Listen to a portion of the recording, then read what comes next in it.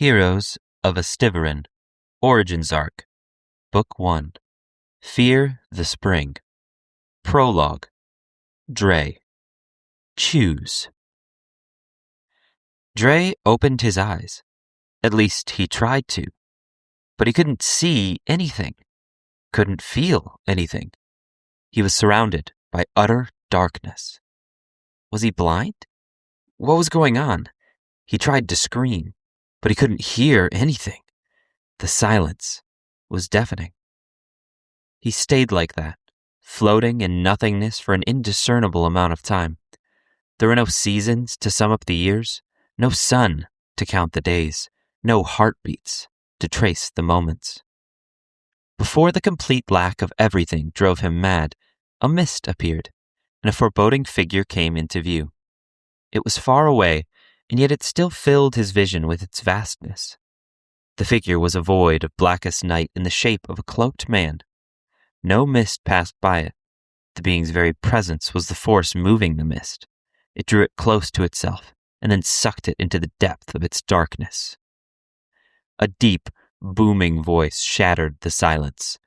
I am the arbiter of your fate. If thou doth not elect a path, then I will designate one for you. The dark figure disappeared from Dre's vision, but its presence was still palpable. The echo of its voice reverberated in his mind. When he observed his surroundings again, he discovered that he was no longer alone.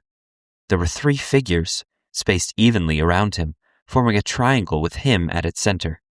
They were all dead, or at least lifeless.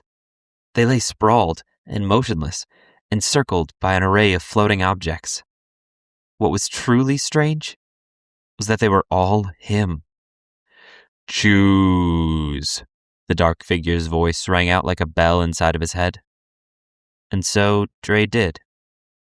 He surged forward into the head of the 3rd body.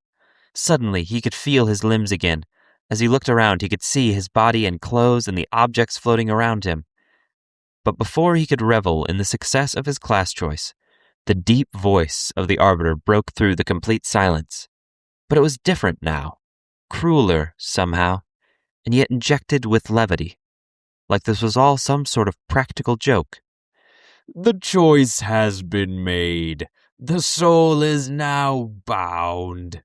Dre Taylor shall now and forevermore be known as...